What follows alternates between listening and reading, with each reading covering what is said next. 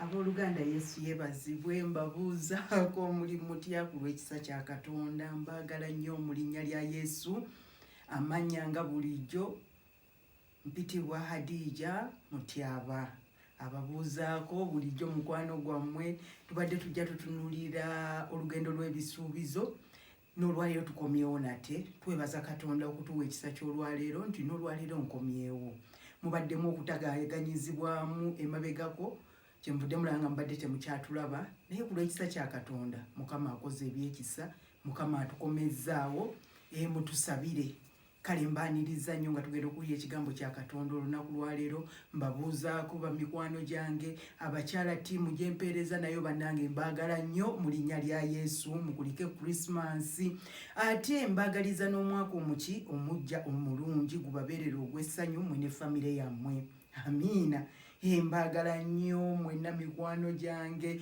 mwenna betasobola kumenya ne mmalayo naye mulowooze nti tubeere eno nga tubakola ki tubasabira ku lw'ekisa kya Katonda kale olunaku lwaleero nsaba onneegatteko nga tugenda kuddamu olugendo lw'ebisuubizo anate omulundi nate omulundi omulala ku mulundi guno nga tubadde tutunula olugendo lw'ebisuubizo naye waliwo ekintu olwaleero omwoyo kye yantadde ku mwoyo okujjangabaneko nammwe mikwano gyange ekigambo ekyo kikola kitya kiri mu 2 Chronicles ebyomumirembe ekyokubiri essuula eyo15 egamba now the spirit of God came upon Zariah the son of Obed and he went out to meet Asa and said to him, hear me, Asa, and all Judah and Benjamin. The Lord is with you while you are with him.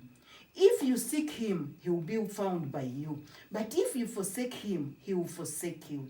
For a long time Israel has been without the true God, without a teaching priest, and without a law. Amen. Bwe tutunulira ebyawandiikibwa bino tulaba nti ebiseera ebyo Isirayiri teyalina Katonda mutuufu. Tebaayina Katonda mutuufu, tebaayina musomesa asomesa the teaching priest, ate tewaaliwo na mateeka. Amiina. Kiba kitegeeza nti baali beefuga buki? Bwefuzi bwokka. Mulimu ebintu bisatu kasita bibula mu bulamu bw'eggwanga oba bw'ensi. Kuba tugenda okulaba emitawaana n'okuzikirira. Ekintu ekisookera ddala kye bayita the true God. Katonda omutuufu.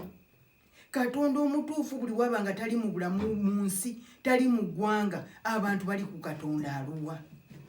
Ekyokubiri mulimu the teaching priest. Kasita mu bulamu abasomesa abayigiriza eggwanga ligenda kuba liri litya. Ekyokusatu amateeka and without law. Amateeka nga amateeka tegasobola kukwatako, amateeka ogasukka, amateeka tegakola ki buli kimu ogabuusa obribing okugayitamu. Kiba kitegeeza nti tuli mu mutawaana. Naye olunaku lwaleero nkomyewo nga tugenda kusoma ku the true God. Tugenda kubikwata mpola mpola. Ngenda kusooka kusomesa the true God. Bwe naamala okusomesa the true God, then tulyoke tugende tusome ki the teaching priest. Bwe tunaamala okusomesa the teaching priest, then tulyoke tulabe the law. Byebintu bisatu. Naye olwaleero nzize kusomesa ki Katonda omutuufu. Nti Isirayiri yamala ebbanga eryo lyonna nga teyina Katonda mutuufu. Wandibanga naffe ebbanga lino lyonna tubadde tuwulira ebyawandiikibwa, tubadde tugoberera ebintu bye batugamba, naye tubadde ne Katonda omutuufu. Amiina. Egambye nti tebaayina Katonda mutuufu. Baali ekitegeeza nga baali beekolera ku Katonda obwabwe nga balina Katonda gwe basinza. Buli we watabaawo Katonda mutuufu wabaawo kikatonda. Amiina. Naye kikatonda ekyo eky'abaana ba Isirayiri baakitandikira luddawo okubanga tebaayina Katonda mutuufu. Bavudde ku Katonda omutuufu. Okuva ku Katonda omutuufu tubalabira ddala kuva eri mu Exodus. Mukuva Exodus 2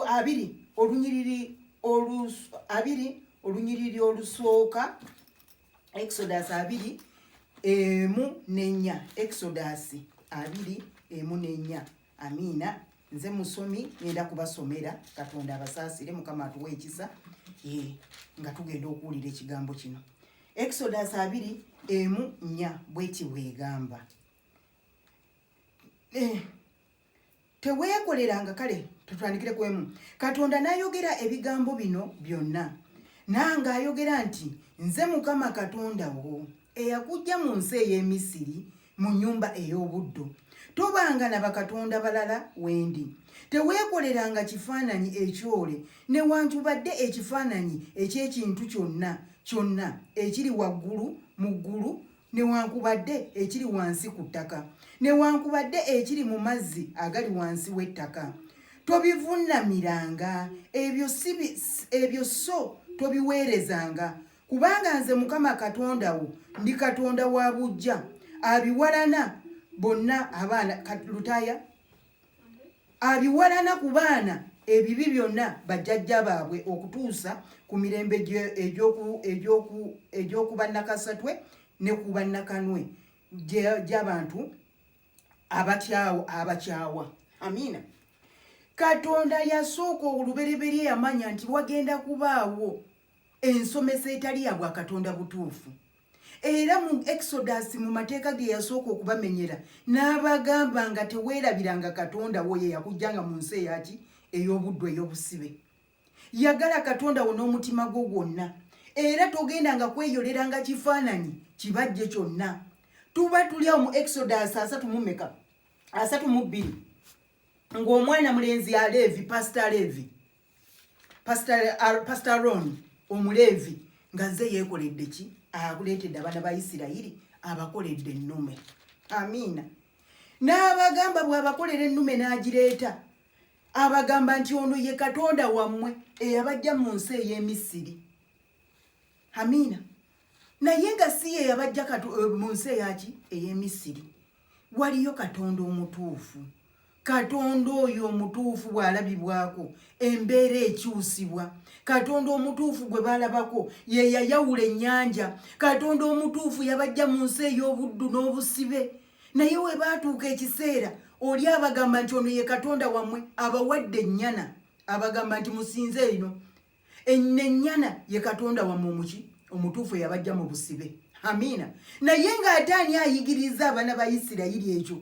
Yali kabona Aroni abagamba nti ono ye Katonda wammwe. Aroni ku bintu byonna bye yali yalaba Katonda obulungi bwa Katonda kyali kimugwanidde okugamba abaana ba Isirayiri nti ono ye Katonda wammwe. Kubanga ebiseera bijja bitambula ne babeera nga tewali Katonda mutuufu. That time there was no true God.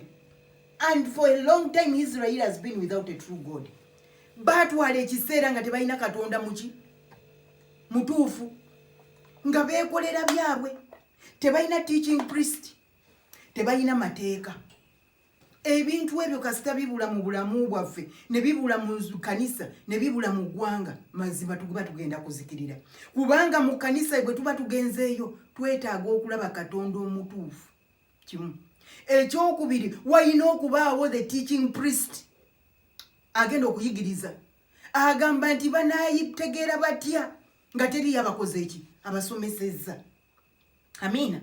Babuze olw'okubula okumanya naye banaategeera batya nga teri yasomesa. Weetaagawo okubaayo ne teaching priest.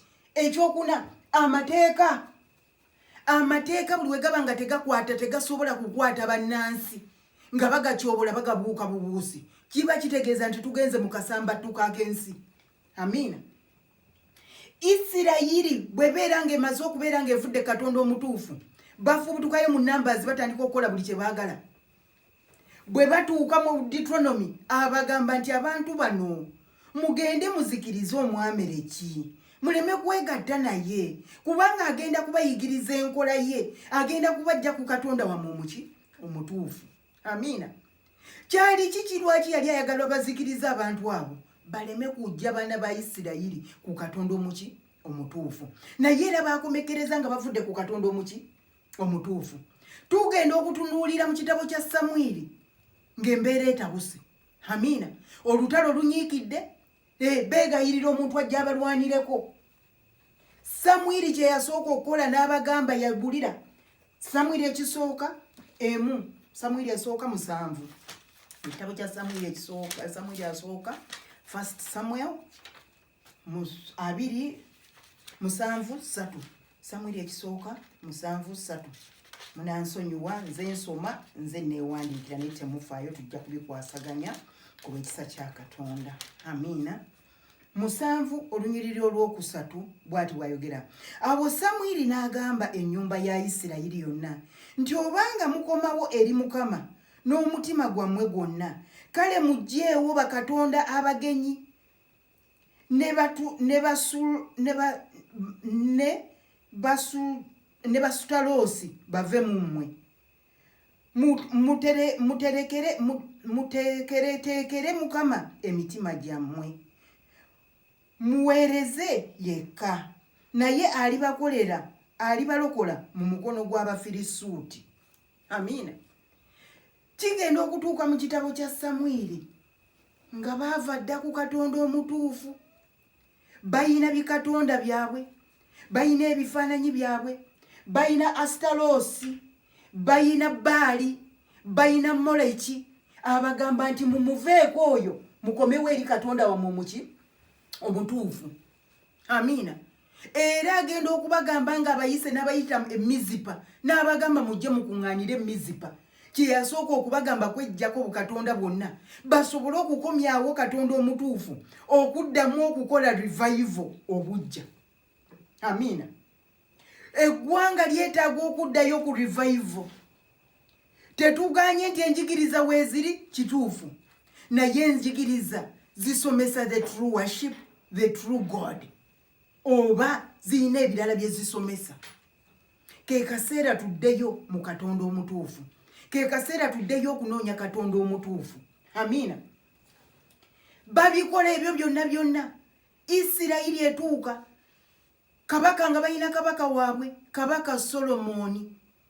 Yali musajja mulungi nnyo, yakola ebyamaanyi bingi nnyo ebyeyagaza. Katonda yamukyalira, yalaba ku bulungi bwa Katonda. Naye gye yakoma okutambula, gye yakoma okusirituka. Tugenda okutuuka mu bassekabaka 10 nga Samwiri, omwana Samwiri Solomoni amaze okuva ku Katonda, nga yeerabidde Katonda. Ssekabaka 11 ng'amaze omutima gwe guvudde ku Katonda w'omutuufu eyali amulabikidde emirundi 2. Amiina. Ng'atandise okuba ng'ayinayo bakatonda ab'abakyala be yaleeta okuwasa. Amiina. Gye tukoma okutambula eno mu lugendo, tutandika okuserituka nga tuva mpolampola mu Katonda, ng'obuntu bujja butuyingiramu naye nga tetutegedde. Amiina.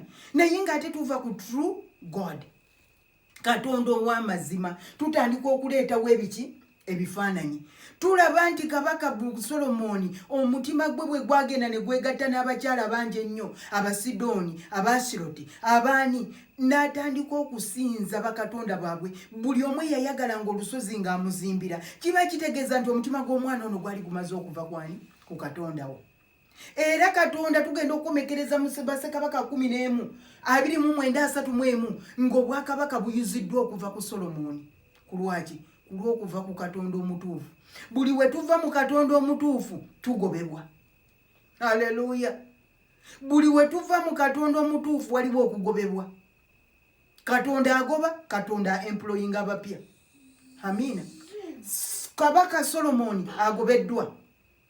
29 bamaze okumugoba, bamugambye nti obwakabaka bumuyuziddwako. Nabbi Ahija ajja n'ebyambalo, ayuza ekyambalo kye, agamba omwana Jeroboamu, weetwalira ebitundu 10, kubanga obwakabaka buyuziddwa okuva mu mukono gwani gw'omwana Solomoni. Olw'okuva ku Katonda omutuufu, oyo yamulabikira emirundi 2. Amiina. Obwakabaka ne bumugibwako ne buweebwani Jeroboamu. Jeroboamu atandika okubutwala. Bw'atuuka eyo naye bassekabaka atuuka nga babumuwadde, kubanga yali tamanyi valiyu yaabwo. Bw'atuuka naye kiki yakola? Bwe yalaba nga ekika kya Yuda kisigadde kyokka kiri eri, n'agamba abantu bano omutima gwandiddayo wakabaka ki ow'ennyumba ya Yuda. Kati kambateekerewo ennume 2 babe nga basinze ezo. Amiina. Baleme kuddayo kugenda mu Juda ewali olusozi lwa kabaka lwa Mukama okusinza. N'abakolera ki? Calves 2. N'abagamba ono ye Katonda wammwe. Kati bwe mba mwagala ng'ogenda okusinza, mujje nga musinze nno ki ono. Tutunuulira nti history repeats itself. Agenda yeddamu. ennume twaziraba mu Exodus 3:2 Alooni azikoza abagamba nti ki ono ye Katonda wammwe. Jerobowamu bwajja tekyamuzigwana naye kukola ki nnume agamba nze nsinga Alooni amafuta. Nze nabbi yeyaŋŋamba Katonda byagenda okumpa naye ate Alooni abadde ayimirira ne Katonda atukoledde ennume n'atugamba tuzisinze. Amina. Nze musinza amafuta kati nange ntuuse mu Bwakabaka saagala bantu kunvaako. Njagala abantu babe nga banneekuŋŋaanyizaako bonna nga babeera ku nze baleme kuddayo okulowooza ku kika kya Yuda. Kati ne mbakolera ennume 2 kavu kati mujje musinze ezo. Amina. Bye bintu ebyokwagala abantu abangi olw'okwagala abantu okuba nga tebakuvaako olwaleero bye bituleese okuva ku Katonda omutuufu. Amina. Bw'owulira nti kyaki yoli yajjuzza ayina abantu nkuyanja bajjudde nnyo naawe ng'oyina ababo obaziyiza nnyo baleme kuba nga ate bagendako ew'omuntu omulala. Kiba kitegeeza nti abantu tubasobya, abantu tubawabya, tubajja ku Katonda omutuufu tutandika okubalaga ebintu ebitali Katonda mutuufu. Amina. Kubanga ono yabaziyiza balinga baddayo mu kibuga kya Yeruzalemu okusinza ku Mountain Zion, mu kibuga kya Mukama ku lusozi lwa Mukama, n'agamba bajja kubatwala. Kati kambakolera ennume naye zaaleetera yamugamba nti Jerobowamu nti ye okoze ekivve mu maaso ga Mukama n'oleetera ne Isirayiri okwonooneka mu maaso ga Mukama. Wali okirowoozezaako nti omukulembeze akulembera abantu aleetera abantu okwonoona mu maaso ga Mukama? Kijja kitya? Kubanga abaleetera Katonda ye gwayagala basinze n'ababika okubalaga Katonda omutuufu. Kati olwaleero bwe kiri abantu tubalaze biki bye balina okuba nga basinza naye tetuba pointingidde ku Katonda omutuufu. Katonda omutuufu yali ludda wa? Katonda omutuufu ye Katonda awonya, ye Katonda awulira essaala z'abantu. Ye yakugamba nti noonya nange ojja kundaba. Amina. Katonda omutuufu banoonya munoonye. Seek the kingdom of God. Obutuufu banoonya munoonye. Otandika okwewaayo okumunoonya naye si kugamba nti ogenda kusanga omuntu ng'amukuteekeddeawo n'akugamba kati fukamira tandika okusinza oyo Katonda agenda kuddamu essaala zo. Nedda nnyabo. Okuddayo okunoonya Katonda omutuufu. Tuyina okuddayo ku Katonda omutuufu. Ekkanisa egolokokeddeyo ku Katonda omutuufu. Abantu abasabi muddeyo musabe Katonda atuzzeeyo ku Katonda omutuufu. Olwaleero tukubwa olw'okuba twava ku Katonda omutuufu. Twatolekawo embeerabeera nga tukkiriza nti ye Katonda naye nga Katonda omutuufu yatwebalama. Haleluya. Bagenda okutunuulira wano nga Jerobowamu amaze okuvaawo zireeta omwana mulenzi gwe bayita Akabu bawa Jezeberi. Ekyawandiikibwa kigamba mu Bassekabaka nti Akabu n'akola ekibi okusinga bonna abaali bamusinze abamusooseewo. Amina. Akabu n'akola buli kintu kyonna ky'owulira nti kibi Akabu yakikola ki? Yakikola. Akabu n'atta. Akabu ne yeetwalira ebintu. Agenda atta Nabosi ewatali musango kutwala ki? Lusuku. Ng'ate Katonda mu Deuteronomy 17 yabagamba nga muleme kutwala nga ki? Nsuku z'abannammwe. Muleme kwewasiza bakyala bangi. Muleme kwekuŋŋaanyiza ndogoyi nnyingi. Ebintu bino bigenda kubajja ku Katonda omutuufu. Akabu bwe yajja ye n'amalala ge obubi ne bweyongera mu mulembe gwe. Ku mulembe gwa Akabu bwe tulabira nti n'abali b'ebisiyaga baalabikako. Baafubuluka mu mulembe gwa Jerobowamu jjajjaawe ne balabikako n'abali b'ebisiyaga. N'atuuka ekiseera nga ye tabafaako wabula nga ye kyaliko ayagala ki? Naye kyatuuka ekiseera message nejja ng'ejjidde wa Akabu nga Mukama amugambye Akabu nti ye ogenda kufa. Mikali aleese message amugambye Akabu nti ye ndabye Mukama ng'atudde ku namulondo ye ng'abuuza ani anansendera Akabu okugwa. Malayika ne bayimirira ne bavaayo linagamba kino nja kukola kino byonna nga tebikola. Ne wavaayo omwoyo ogumu ne gugenda ne gugamba Mukama nze naagenda ne mukusendera. Agubuuza ogenda mugamba otya? n'amugamba nti tofaayo ekyo kindekere, genda mu lulimi lwabo bannabbi bye 14 muteekemu obuwanguzi mu kamwa kaabwe, era buli omu agenda kumugamba ogenda kuwangula, bw'anaagenda eyo gy'anaagwira. Amiina. Akabu teyasimattuka kuva ku Katonda omutuufu, kubanga Akabu awo ng'ebyo byonna tebinatuukawo mu bassekabaka ekisooka 2. Katonda bw'amugamba nti otadde kabaka Bini Hadadi gwe mbadde ntadde mu mikono gyo, agenda kukyusibwa, obulamu bwe bugenda kuweebwayo ku lw'obubwo. Akabu yeetoowaza. Akabu n'addamu amagezi n'ayambala ebibukutu, n'agenda n'agwa wansi n'asaba n'addayo anoonye Katonda omutuufu. Bw'anoonya Katonda omutuufu nga yeetoowaza, Mukama n'agamba Elijah, olabye Akabu bwe yeetoowaza mu maaso gange? Ekibi sigenda kukimuleetako luutu eno, naye ndikireeta ku mulembe gw'abaana be n'abazzukulu be. Amiina. Kiba kitegeeza nti tukyalinayo essuubi. Olaba tetukolanga bibi bisinga bya Akabu, naye Katonda yamuddiramu, yamuwa chance. Katonda gwe tuweereza ye God of second chance. Amiina. Tuddeyo tunoonye Katonda omutuufu. Katonda omutuufu tasala musango buli kaseera. Katonda omutuufu takema. Katonda omutuufu talyagala kubeera nga tugwa mu mitawaana, wabula abeera atutaasa butaasa mitawaana. Naye bikatonda bye twagunja bye bituleetedde okuba nga tulina ebizibu. Haleluya. Abantu bonna buli we tuva ku Katonda waffe, Katonda omutuufu n'aba nga talabisibwa, tagenda kulwana n'abaana b'abantu. Tagenda kuwakana n'abaana b'abantu. Bw'ati bwe yagamba mu Genesis 6. Omutima gwange tegugenda kulwanagana na gwa mwana wa muntu. Nedda. Naye kye ngenda okukola, ngenda kusala ku myaka gyabwe. Banaakomanga 120 tebalisukkawo. Amiina. Naye ng'omutima gumaze okuva ku Katonda, kati twekolera bye twagala, tusomesa byaffe. Enjiri esomesebwa buli omu asomesa kubanga alina bw'afunamu. Tetukyasomesa kubeera nti abantu tubasembeza oluusi okumpi ne Katonda, wabula tusomesa okuba nze nfunira mu luddawa. Oli najja n'atunuulira ng'atunuulira bantu.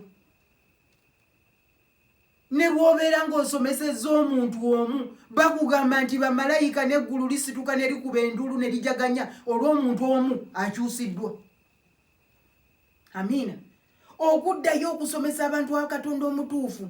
Mukyabalamuzi baava ku Katonda omutuufu. Omumidiyaani n'abalumba n'alyoka bakyojjanya, ne balyoka bakaabirira Katonda. Katonda n'alyoka baweereza Gideoni. Buli wabaawo okuva ku Katonda ne tweddamu ne twekuba mu mitima gyaffe. Ng'omwana oli eyazaawa bwe yatuuka eyo ng'amaze byonna bimukubye, n'ajjukira n'agamba nti nandizzeeyo ewa kitange, kubanga kitange ye abakozi be balya bulungi, basulana bulungi. Kiki mbeera eno ng'ennaku ennuma, nange n'akyuka n'enzira ye eri kitange. Mbasaba tuddeyo eri Katonda waffe. Mbasaba tuddeyo tunoonye Katonda omutuufu. Katonda omutuufu okumunoonya yagamba nti n'akomerawo mu muzingo gw'ekitabo. Tuddeyo tusome Bayibuli. Tokkiriza muntu kusomera Bayibuli. Tulasoma ebyawandiikibwa kimu ku kimu. Ebyawandiikibwa ebyo buli kimu kirina kinnaakyo. Amiina. Byezimba byokka, temuli kukutoolamu, temuli kugattako. Wabula buli kimu kirina kinnaakyo ekikigatta ne kiryoka kiba nga kyekola nga kyesomesa. Amiina. Tuddeyo okunoonya Katonda omutuufu. Bwe tunaddayo okunoonya Katonda omutuufu, tugenda kutaasibwa, tugenda kuyambibwa, tugenda kubeera balamu ffe n'abaana baffe. Ku lwa Katonda omutuufu oyo ng'amaze okuyingira mu bulamu bwaffe. Katonda omutuufu bw'ayingira mu bulamu bwo, agamba nti tosobola, you cannot serve two masters. You can't. Either you hate one and you love another one. Amiina. Tukyawe enkola y'omubi, twagale Katonda. Katonda omwagala otya? Okwagala neibawo n'okwagala ebyawandiikibwa. Bayibuli ebeere mukwano gwo. Bayibuli kefuuke emmere ye ya buli lunaku. Girowoolezeemu emisana n'ekiro. Agamba mu Yoswa ekitabo ekisooka 8 amugamba nti Yoswa, ekitabo kino eky'amateeka kiremenga kuvanga mu kamwako. Okirowoolezengangamu emisana n'ekiro. Osobole okukulaakulana. Kiba kitegeeza nga twagala okulaakulana, nga twagala okweyongera, tulina okulowoolezanga mu kigambo kya Katonda. Haleluya. Mbaagala nnyo era nsaba Katonda abanyambire. Tuddeyo mu kunoonya ekigambo kya Katonda. Nsaba yali eyo yenna yenna ng'obadde tolokokanga. Ngusaba onnegatteko twatula obulokozi. Gamba eyogera ebigambo bino tudde muddamu ebigambo byenjogera. Gamba ayi Mukama olunaku lwaleero neenenya ebikolwa byange bitali bya butuukirivu. Onsaasire Katonda wange, onnyambe Kabaka wa bakabaka. Neenenya n'omutima gwange, nsaba omusaayi gwo okunnaaza okuntukuza. Olunaku lwaleero nzikiriza nti wafa n'owona era oli mulamu otudde ku ntebe ey'ekisa n'okusaasira. Mpaayo omutima gwange gy'oli era sikakiddwa, njatula n'akamwa kange, nzikiriza n'omutima gwange okwetwalira obulokozi era ngamba nti ndokose mu linnya lya Yesu. Bw'oba oyogedde ebigambo ebyo nange kkiriza nti olunaku lwaleero ofuuse ekitonde ekijja, oli mulokole, eggulu likuba engalo ku lulyo. Kale kabasabire. Taata omuyinza w'ebintu byonna Mukama, tukwebaza olunaku lwaleero, tukwebaza ku lw'ekigambo kyo. Oli Katonda atajjulukuka, oli maanyi gaffe, oli kiddukiro kyaffe. Tusaba bannaffe bonna ababadde bawuliriza Mukama obbakolera ebyekisa, okubasomesa emitawaana. Katonda omutuufu okuddamu okulabisibwa mu mayumba gaabwe. Tuyita ekisa kya Katonda, emirembe gya Katonda okubeegattangako. Ennaku zaabwe n'ez'abaana baabwe zinaabeeranga nnyingi. Essaala yonna ngibasabidde nga mpita mu Kristo Yesu. Amiina. Mbasabira ekisa kya Mukama waffe, Mukama bakuume, amaaso ge gabaakirenga ennaku zammwe ez'obulamu bwammwe, n'emirembe gyammwe n'egy'abaana bammwe ginaabeeranga mingi, nammwe munaawangaliranga mu maaso ga Mukama. Mu linnya lya Yesu mbasabidde. Mbaagala nnyo. Nsigadde Pastor Hadija Mutyaba. Mweraba.